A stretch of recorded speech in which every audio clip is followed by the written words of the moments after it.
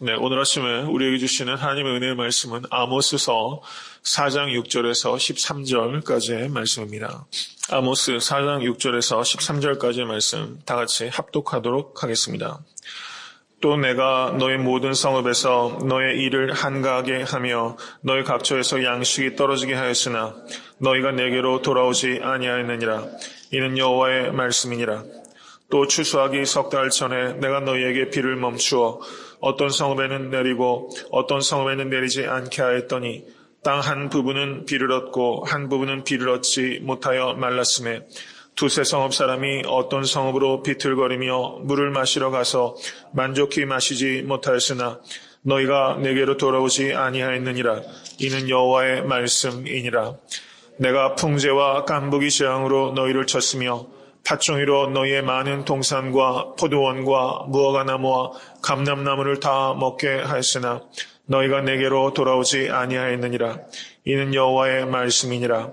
내가 너희 중에 10명이 임하게 하기를 애굽에서 한 것처럼 하였으며 칼로 너희 청년들을 죽였으며 너희 말들을 노력하게 하며 너희 진의 악취로 코를 찌르게 하였으나 너희가 내게로 돌아오지 아니하였느니라. 이는 여호와의 말씀이니라.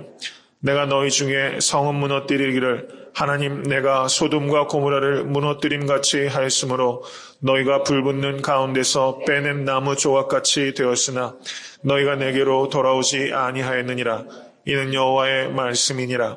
그러므로 이스라엘아 내가 이와 같이 내게 행하리라. 내가 이것을 내게 행하리니 이스라엘아 내 하나님 만나기를 예비하라. 대저 산들을 지으시며 바람을 창조하며 자기 뜻을 사람에게 보이며 아침을 어둡게 하며 땅의 높은 데를 밟는 자는 그 이름이 만군의 하나님 여호와니라. 아멘. 네, 하나님의 말씀입니다.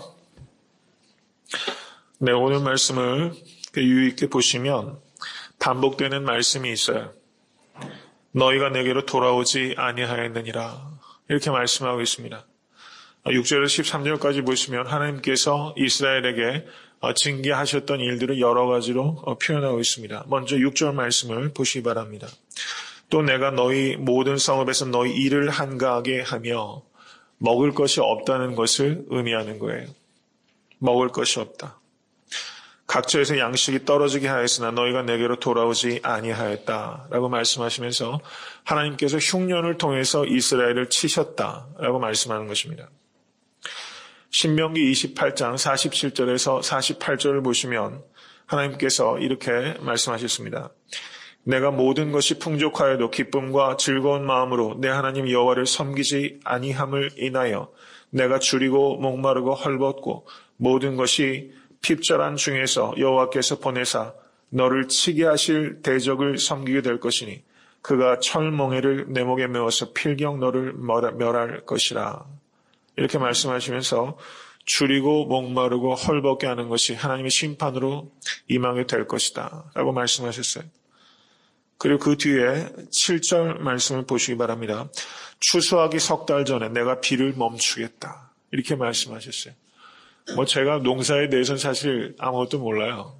근데 추수하기 석 달 전의 비는 매우 요긴한 비라는 것입니다. 그때 하나님께서 비를 멈추게 하셨어요. 그러니 추수가 제대로 될 턱이 있겠습니까? 그런데 더 고통스러운 것은 한쪽에서는 비가 내리고 한쪽에서는 비가 내리지 않는다는데 어려움이 있는 거예요. 모두 다 가뭄을 겪어도 고통스러운 일이지만 나만 가뭄을 겪으면 그 고통이 가중되게 되는 것이죠. 이 7절 말씀은 그것을 의미하는 것입니다.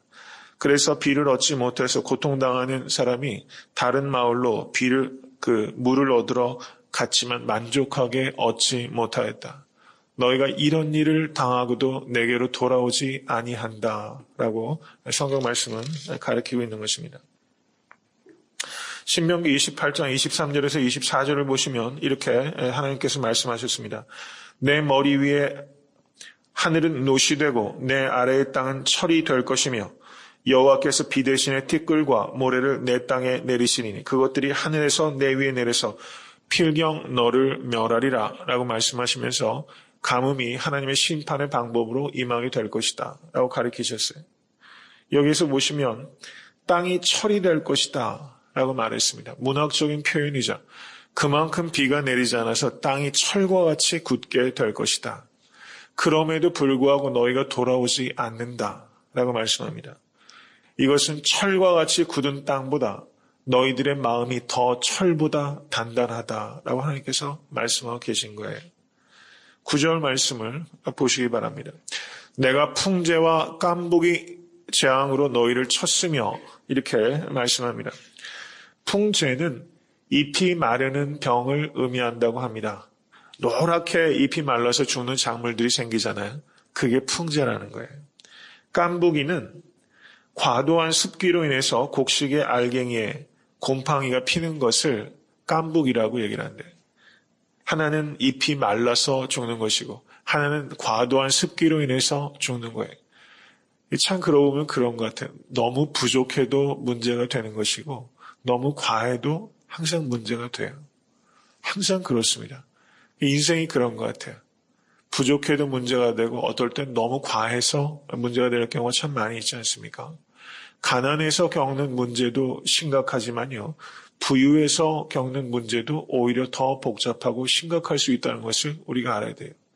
우리가 불편해서 당하는 어려움이 있지만 너무 안락한 삶을 살기 때문에 하나님으로부터 더 멀어질 수 있다는 것을 우리가 깊이 경계할 수 있게 되기를 간절히 바랍니다. 9절 후반절 말씀을 보시면 팥종이로 너희의 많은 동산과 포도원과 무화과나무와 감람나무를 다 먹게 하였으나 라고 말씀하고 있습니다. 팥종이란 메뚜기 떼를 말하는 것입니다. 여러분 혹시 살아오시면서 메뚜기 떼를 경험해 보셨습니까? 아마 그런 일들은 흔한 일은 아닐 것 같아요. 그리고 대한민국에서 이런 일은 흔할 것 같지는 않은데요. 이 고대 근동의 이 지역에서 특별히 그 세계적으로도 어떤 특정한 지역인 메뚜기 떼에 대한 이 피해가 정말 상상을 초월할 정도라는 거예요. 이 가뭄도 견딘 이 농작물들이 그리고 풍제와 깐부기도 견딘 농작물들이 이제 살아남은 농작물들이 있잖아요. 그것을 바라보는 농부의 그 마음의 그 간절함은 대단할 것입니다. 그런데 그 위에 메뚜기 떼가 와서 그것을 완전히 다 쓸어가 버리는 거예요. 이 농사꾼들의 절망은 이거 대단할 것 같아요. 우리가 사업을 하는 사람은 경우에 따라서는 안 될 때도 있고 잘 될 때도 있고 어제는 힘들어도 내일은 잘 될 수도 있고 좀 그런 기대가 있는 것 아니겠어요? 근데 농사 짓는 건 어떻습니까? 이렇게 되면 완전히 엎어버리는 거잖아요. 아무런 소망이 없는 것입니다. 메뚜기 떼가 다 쓸어가 버렸어요.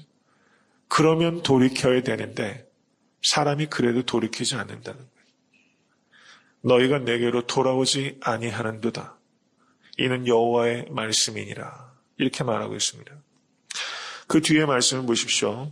10절 말씀. 내가 너희 중에 연병이 임하게 하기를 애굽에서 한 것처럼 하였으며 라고 말씀합니다. 하나님께서 애굽에 10가지 재앙을 내리실 때 이 전염병을 내리셨어요. 그런데 여기에서 이스라엘 백성에게도 하나님께서 병을 통해서 하나님께서 징계하셨는데 그때 돌이키지 아니하였다. 이렇게 말씀합니다. 그리고 칼로 너희 청년들을 죽였으며 너희 말들을 노력하게 하며 너의 진의 악취로 코를 찌르게 하였으나 라고 말씀하고 있는 것은 전쟁을 말씀하고 있는 거예요. 전쟁을 통해서 이방의 대적들을 통해서 이스라엘 청년들이 젊은 군사들이 많이 죽었다.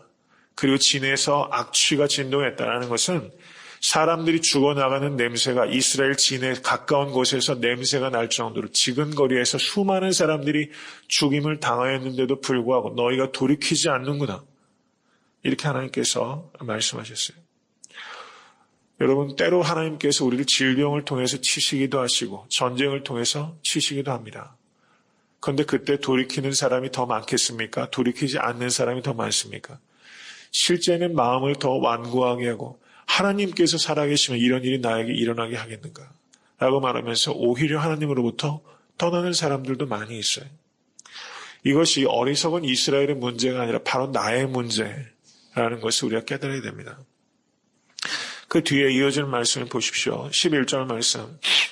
내가 너희 중에 성읍 무너뜨리기를 하나님 내가 소돔과 고모라를 무너뜨림과 같이 하였으므로 너희가 불붙는 가운데서 빼낸 나무 조각같이 되었으나 너희가 내게로 돌아오지 아니하였느니라. 이는 여호와의 말씀이니라. 라고 말씀하셨어요. 소돔과 고모라가 하나님의 불이 임하여서 그 도시 전체가 파멸됐어요. 그때 하나님께서 누구를 구하십니까? 롯을 구하시고 두 딸을 하나님께서 불타는 데서 꺼낸 장작같이 꺼내셨어요. 근데 롯의 아내는 되돌아봄으로 말미암아 소금 기둥이 되었고, 그런데 어땠습니까? 그 롯과 그 두 딸을 한번 생각해 보세요. 그 두 딸이 아비에게 술을 먹이고 들어가지 않습니까? 그래서 아비와 부적절한 관계를 맺고 모압과 암몬 족속이 나타나게 돼요. 하나님께서 심판하셨음에도 불구하고 불구덩이에서 빼낸 나무와 같이 그들을 구원하셨지만, 하나님께서 아브라함을 생각하셔서 롯과 그 두 딸을 구해내셨지만 저들이 회개하고 돌이키지 못하고 아비에게 술을 먹이고 그 와중에 술을 먹고 두 딸과 관계를 맺어서 이스라엘과 항상 대적 관계에 있는 모압과 암몬 족속이 태어나는 것이 인간이라는 거예요. 인간이 이렇다는 것입니다. 여기에서 소돔과 고모라를 그 아모스가 언급한 이유는, 이것은 그 자연재해, 지진을 통해서 이스라엘이 멸망할 것이다 라는 것을 의미하기보다는 그만큼 파멸되는 것이 그 정도가 심각하다는 것을 의미하는 겁니다. 앞에 칼에 의해서 이스라엘 백성들이 죽는 것을 의미하지 않았습니까? 그래서 여기에서 소돔과 고모라를 언급한 것은 지진에 의해서 이스라엘이 멸망할 것이다 라는 것을 의미하는 것이 아니라 외적에 의해서 소돔과 고모라가 파멸당한 것처럼 이스라엘의 파멸이 심각할 것이다. 이것을 얘기한 거예요. 제가 공부했던 학교에 그 닥터 드웨인 게렛이라는 교수와 니하우스라는 좋은 선생이 있었어요. 이 두 분 다 그렇게 이해하고 받아들입니다. 이것을 자연재해가 아니라 전쟁으로 인한 파멸의 심각성을 소돔과 고모라에 비유한 것이다. 이렇게 볼 수 있는 것입니다. 오늘 말씀에 쭉 언급하고 있는 그 재난들의 성격을 한번 보십시오. 기근이 있었고, 가뭄이 있었고, 풍제와 깐부기병이 있었고, 메뚜기가 있었고, 그리고 칼이 있었고, 그리고 그 결과로 치명적인 파멸, 소돔과 고모라와 같은 파멸이 있었다라고 말하는 것이에요. 여기에서 우리가 이 말씀을 통해서 우리에게 적용할 수 있는 것은, 여러분, 자연재해를 우리가 많이 당해요. 그렇지 않습니까? 그리고 특별히 현대사회에서는 이 환경 문제 때문에 그 자연재해가 이전보다 훨씬 그 정도가 심각해지고 그리고 빈번해진 것이 사실입니다. 근데 자연재해가 일어났을 때 그것을 우리가 어떻게 해석할 것인가? 이것이 그의 우연히 일어난 것인가? 아니면 하나님께서 심판하신 것인가? 여러분, 그런 판단이 쉬운 판단이 아니지요. 간혹 가다가 어떤 큰 재해를 당했을 때 그 깊이 있게 생각하지 못하고 매스컴상에서도 어떤 목사님들이 하나님께서 징계한 것이다 이렇게 말해가지고 굉장히 심각한 어떤 반발을 사는 경우들이 있었어요. 상당히 판단하기가 어려운 부분이 있다는 말씀을 드리는 것입니다. 가령 911이 일어났을 때, 여러분 그때 그 장면 다 기억나시죠? 저도 유학 중에 뉴스를 보고서 깜짝 놀랐습니다. 무슨 헐리우드 영화에서 보던 장면이 그냥 그대로 벌어지더라고요. 911은 하나님의 심판인가? 아닌가? 여러분, 만약에 이렇게 질문을 던진다면 그건 어떻게 우리가 대답할 수 있을까요? 911은 하나님께서 미국에 대해서 가하는 심판이다. 아니면 이 자본주의에 가하는 하나님의 심판이다. 아니면 그렇지 않다. 어느 쪽으로 대답할 수 있으시겠어요? 이런 대답에 대해서 우리가 너무 경솔하게 대하는 것은 저는 교만이라고 생각합니다. 빌리 그레이엄 목사님께서 그런 말씀을 하셨어요. 911이 일어났을 때 그 당시 많은 종교 지지자들이 이것에 대해서 해석하고 또 미국 국민을 위로하고, 사실 911 같은 상황은 미국민들에만 슬픔이 아니라 인류 전체에 다 가하는 테러라고 할 수 있죠. 얼마나 많은 무고한 사람들이 죽었습니까? 그때 빌리 그레이엄 목사님이 이런 말씀을 하셨어요. 나는 하나님의 뜻을 알지 못합니다. 그저 기도할 뿐입니다. 하고 말씀하셨어요. 저는 그 말씀이 매우 적절하고 그리고 수위를 잘 지혜롭게 판단하셔서 하신 말씀이다. 이렇게 볼 수 있다고 봐요. 여러분, 911을 일어났을 때 제가 정확히 성함은 기억이 안 나지만 한국에 상당히 그 유수한 누구죠? 무슨 총재라는 분이 거기서 살아나셔가지고 간증도 많이 하시고 그런 일들을 제가 이제 이야기를 들었는데요. 그 911에서도 굉장히 신실한 그리스도인들도 역시 많이 죽었어요. 우리가 생각해야 되는 것은요, 똑같은 상황에서 같은 자리 같은 시간에 일어난 재난 속에서도 신실한 그리스도인이 살아나기도 하고 신실한 그리스도인이 죽기도 하는 거예요. 그래서 어떤 상황을 일반화시켜서 얘기하는 것은 항상 그건 경솔하고 무례한 것일 수 있다는 것을 우리가 생각해야 됩니다. 사도행전 12장에서 야고보 사도는 죽임을 당했어요. 그런데 베드로 역시 옥에 갇혀서 저 참수를 기다리고 있는데 천사가 와서 그 옥문을 열고 이 베드로를 살려내지 않습니까? 똑같은 상황에서 베드로는 살고 야고보는 죽었어요. 그럼 야고보는 심판당한 것이고 베드로는 하나님의 은총을 입은 것이니까 둘 다 하나님께서 은총을 베푸신 거예요. 순교자가 첫 번째 순교자가 되는 영예를 야고보에게 주신 것이고 하나님께서는 베드로의 생명을 연장시키셔서 또 다른 목적을 통해서 쓰임받으실 수 있도록 하신 것입니다. 우리가 자연재해나 전쟁과 같은 일을 볼 때 우리가 조심해야 되는 것은 이것은 하나님께서 심판하신 것이 아니다 라고 말하는 것도 우리가 극히 조심해야 되는 것이고 모든 자연재해와 전쟁을 다 하나님의 심판이다 라고 말하는 것 역시 매우 무례하고 경솔하고 무지한 소리라는 거예요. 이것을 우리의 삶 속에 적용을 한다면 우리도 내가 이해하지 못하는 고난을 당합니다. 사랑하는 사람들이 갑작스러운 죽음을 당하기도 하고 그게 그렇지 않습니까? 예기치 못한 질병 그리고 아무리 내가 수고하고 애써도 당하는 어려움, 파산 여러 가지 문제들이 있고 자녀들도 그렇습니다. 내가 주의 말씀과 훈계로 잘 가르쳐도 그 자녀들이 다 그렇게 자랍니까? 여러분 사무엘의 자식들을 한번 생각해 보십시오. 사무엘이 얼마나 구별된 사람입니까? 그런데 사무엘이 자식을 얼마나 끔찍하게 가르쳤었겠어요? 한나가 사무엘을 기렸던 것처럼 사무엘이 자기 자식을 가르쳤을 거예요. 그런데 사무엘이 자기 자식은 안 되지 않습니까? 사무엘이 자기 자식은 어떻게 하지 못했어요? 골칫거리였습니다. 엘리의 두 자식들처럼 이 사무엘의 자식들도 그만큼은 아니어도 사무엘에게 있어서 아픔을 주는 대상이었어요. 안 되는 거예요. 사람 뜻대로 잘 안 되는 겁니다. 이것을 깊이 생각하시면서 나에게 닥친 고난을 이해하실 때 우리가 그것에 대한 질문은 왜 나에게 이런 일이 닥칩니까? 라는 질문을 우린 사실을 다 하게 돼요. 그 과정이 생략되는 사람은 없습니다. 예기치 못했던 고난을 겪었을 때 하나님 앞에 우리는 why? 라는 질문을 필연적으로 하게 돼요. 그게 인간입니다. 오히려 안 하면 이상한 것이죠. 그런데 성도는 왜 나에게 이런 일이 닥칩니까? 라는 질문에 주저앉는 사람이 아닙니다. 하나님께서 무엇을 위하여 나에게 이 고난을 허락하셨습니까? 우리가 고난의 이유가 어떨 땐 알아질 때가 있지만 인생이 사실은 제가 말씀을 드리지만 인생이 이렇게 딱딱딱딱 정리가 잘 되지 않을 만큼 복합적이에요. 그래서 우리가 고난의 이유를 다 이해할 수 없어요. 그래서 우리는 고난의 이유를 묻다가 결국은 무엇을 질문하는가? 고난의 목적을 물어야 돼요. 하나님께서 나에게 무엇을 원하시는가? 나에게 이 일이 왜 일어나는가? 라는 질문에서 주저앉을 것이 아니라 하나님께서 나에게 무엇을 원하시는가? 911에서 그 남편을 잃어버린 그 젊은 그 여인이 있었어요. 자식들도 있었는데 남편이 911을 통해서 갑자기 그 사고를 통해서 잃어버렸어요. 그 여인이 신문지상과 그리고 매스컴에서 여러 차례 나와서 고백을 해요. 나에게 닥친 이 일이 나는 하나도 기쁘지 않다. 너무나 고통스럽다. 하나님께서 왜 이런 일을 허락하셨는지 나는 아직도 모른다. 그렇지만 내가 아는 것은 하나님께서 이 일을 통해서 나에게 가장 좋은 것을 주실 것이라는 것을 알고 있습니다. 이렇게 고백했어요. 그래서 저는 I'm okay 이렇게 인터뷰를 했어요. I'm okay. 이해가 되지 않아도 하나님 I'm okay 이렇게 말하는 거예요. 우리가 이해가 안 되는 고난을 경험하실 때 하나님께서 우리가 주신 대답이 있어요.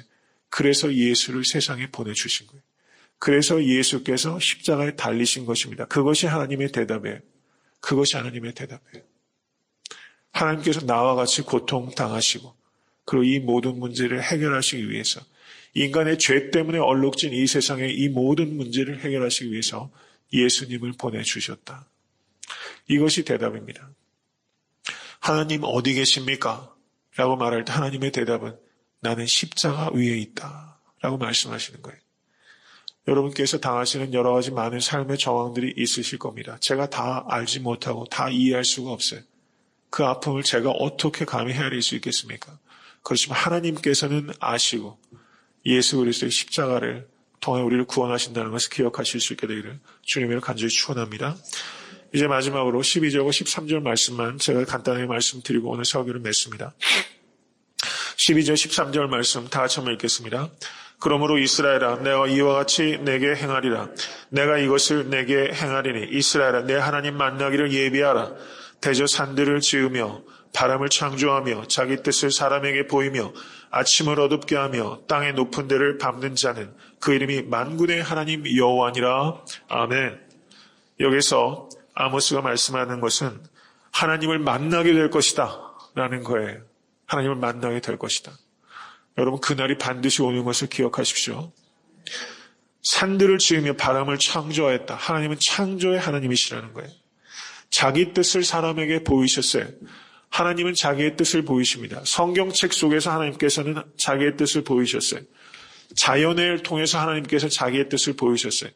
하나님께서 쓰신 책이 두 개가 있다는 말이 있어요. 하나는 스크립처를 쓰셨고 하나는 네이처를 쓰셨어요. 자연에 하나님께서 그 솜씨를 새겨 놓으셨어요. 믿으십니까? 네이처를 통해서 하나님의 글을 읽으실 수 있어야 됩니다. 그리고 하나님의 쓰신 성령의 호흡으로 쓰신 이 성경책을 통해서 하나님의 뜻을 읽으셔야 돼요. 하나님의 뜻을 나타내셨어요. 하나님은 섭리 하나님이십니다. 그리고 아침을 어둡게 하며 땅의 높은 데를 밟는다라는 말은 하나님께 심판주다라는 것을 의미하는 거예요. 창조의 하나님이시요. 그리고 자기의 뜻을 나타내는 계시의 하나님이시요. 심판의 하나님이세요. 그런데도 너희가 돌이키지 아니하는구나. 심판의 주를 만나게 될 때가 있을 것이다. 회개해야 될 때 회개하지 못하면 여러분 회개해야 될 때가 있어요. 할 수 있는 때가 있어요. 돌이킬 수 없는 때가 있다는 것입니다. 성도님들 혹시 하나님으로부터 떠나 계신 부분이 계시다면 혹시 지금 떠나 계시다면 여러분 하나님께 돌아가실 수 있게 주님을 간절히 축원합니다.